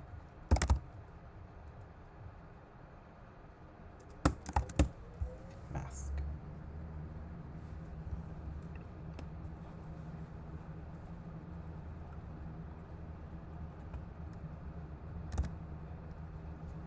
Five and six.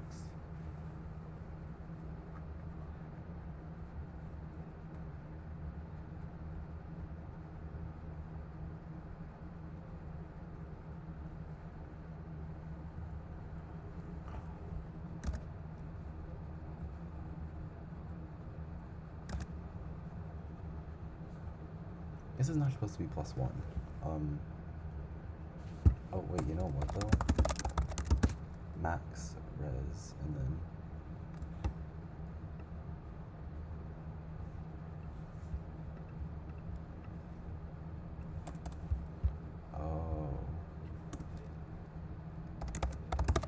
if timestamp at if mask is equal to 0. Max res and then this maybe.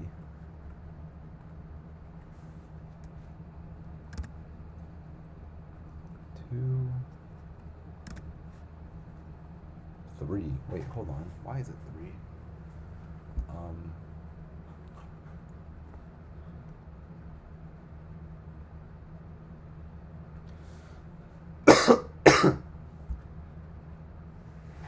Or I guess no, not like this, but like.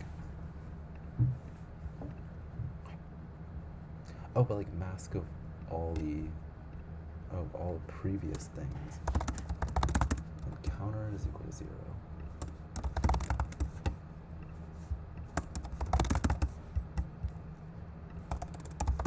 There we go. Leftmost at I minus some.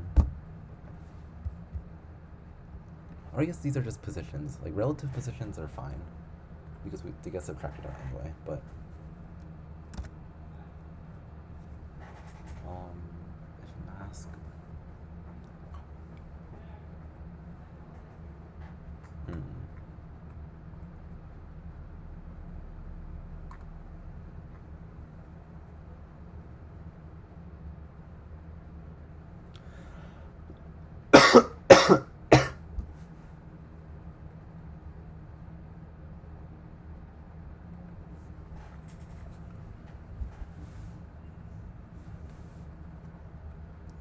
Left. Wait, so all the previous bits have to appear an even number of times. If they appear an even number of times, then all the current bit has to be appearing an even number of times. Well, I guess an even length.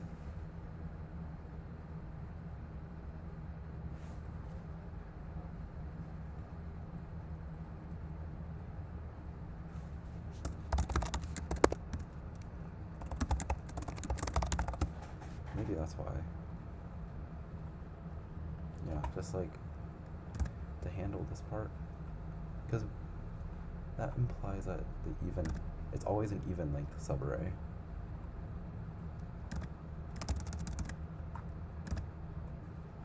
Alright, let's check it out.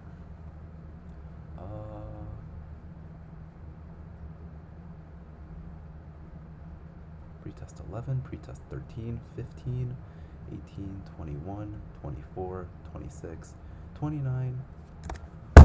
Are you kidding me? Wrong answer, pretest 30? What is this bullshit? Wait, how many pretests are there?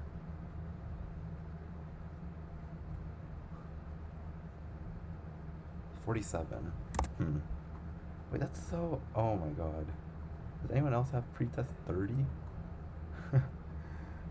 Wait, that's so... Oh my god. And I only have like 10 minutes to debug this? Jesus Christ.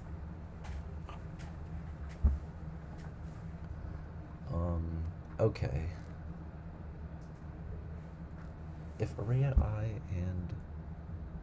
Okay, so if a bit is equal to 0, we move a timestamp up by 1, mask gets reset to 0 because we just reset the array, counter becomes 0, and then we move on. Otherwise, we get the previous bits.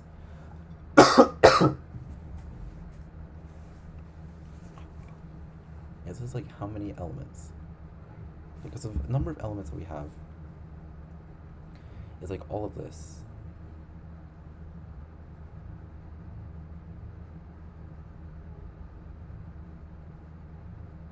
Oh, but this bit has to be turned off. Yeah. I mean, 2 to the power 20 is greater than that, so that won't work.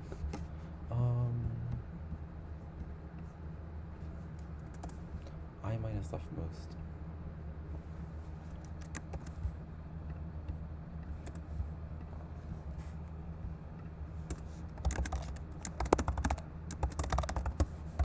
Yeah, I mean, if it's like a max value, it's like the largest even number, I guess.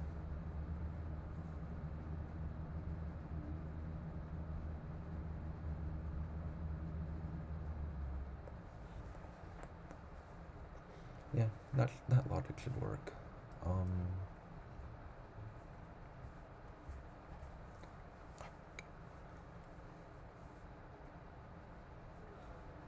If timestamp was equal to boof, timestamp mask at this was equal to timestamp at this value.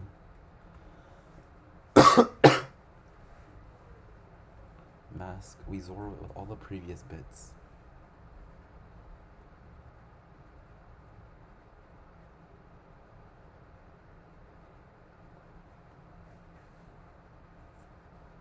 And the leftmost at mask is equal to I.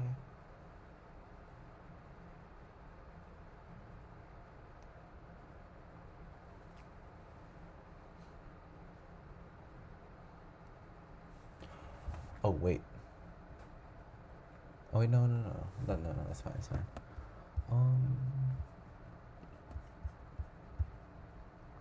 Wrong answer pretest 30. How? Are you kidding me? Like, it's, oh my god. Counter gets increased by 1 if mask is equal to 0.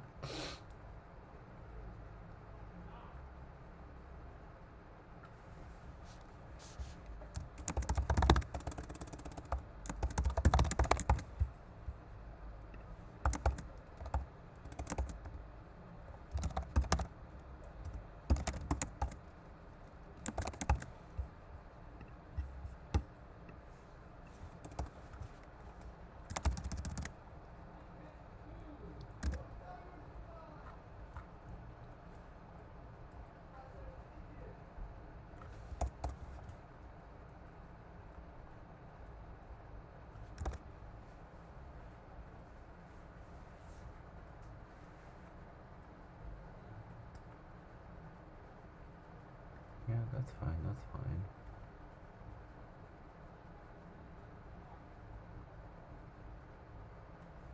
Bruh. You're kidding me.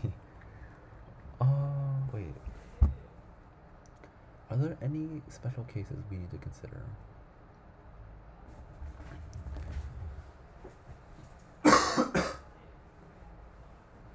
And all the previous bits have appeared. If they've appeared all the time. If they appear all the time, then this is something we already considered.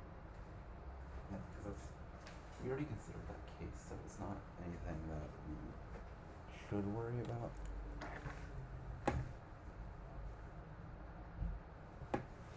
Maybe I excluded if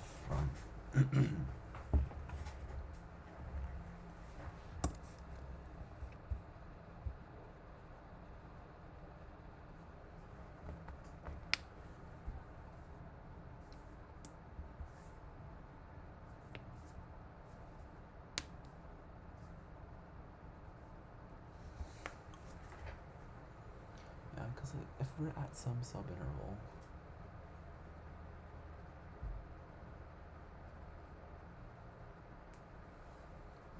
Actually, what if there's some previous bit that appeared an odd number of? No, but we just need to make sure all the bits larger than this current bit appeared even number of times. Or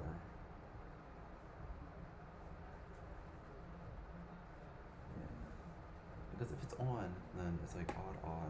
I guess if you consider an odd interval, where it's like odd and then odd, and then the next thing, it's like, it's either all odd, odd, odd, odd. Okay, so it's like either all of them or not all of them. And if it's 0, then it's like an even number, but if it's 0, if it's all of them, it's like this bit is on and on. There's never a point where it's like on and then off, because all of these have to be, yeah, that's why the answer has to be an even number. So answer has to be an even number because of that. If we keep track of a mask and keep track of a counter, but if there's an even number such that if we keep track of all the previous bits,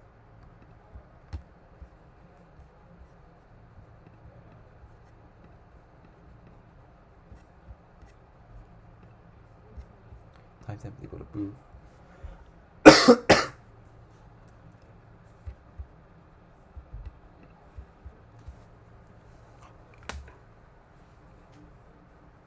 It's like I minus leftmost at the mask.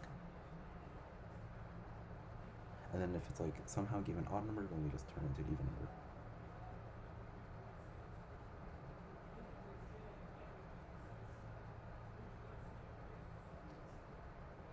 This is just a 0 case because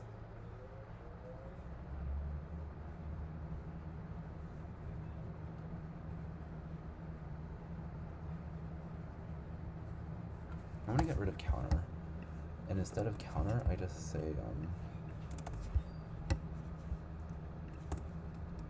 leftmost at and index 1, 0, index 1, 0. Leftmost of 0 is equal to -1, because then it's at index 1. This is where the current mask is.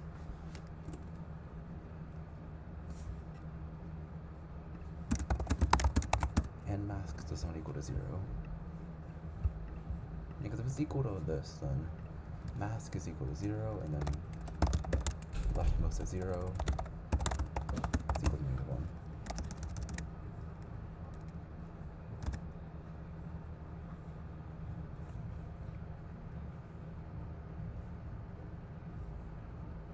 Oh wait, hold on.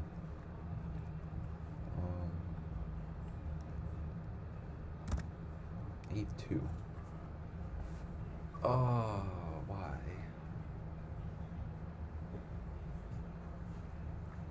What's the difference between having a counter and then doing this?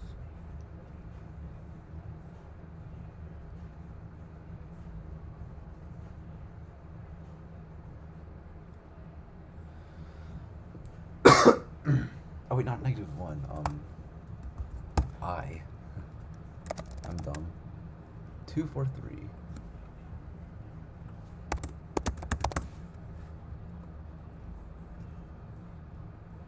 At the very beginning, it's -1.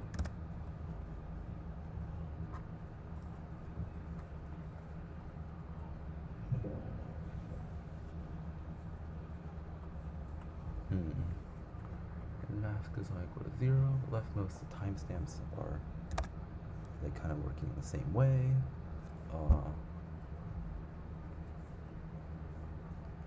Maybe it's like then the mouth gets set up like this.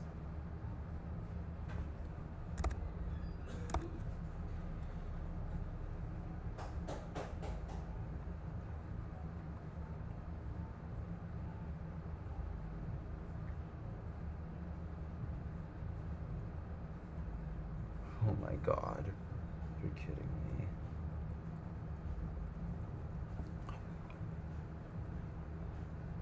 Leftmost becomes I.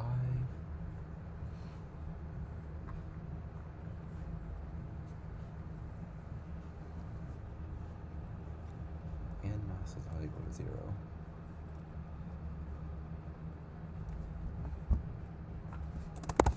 What if I just start from 20? Just what if?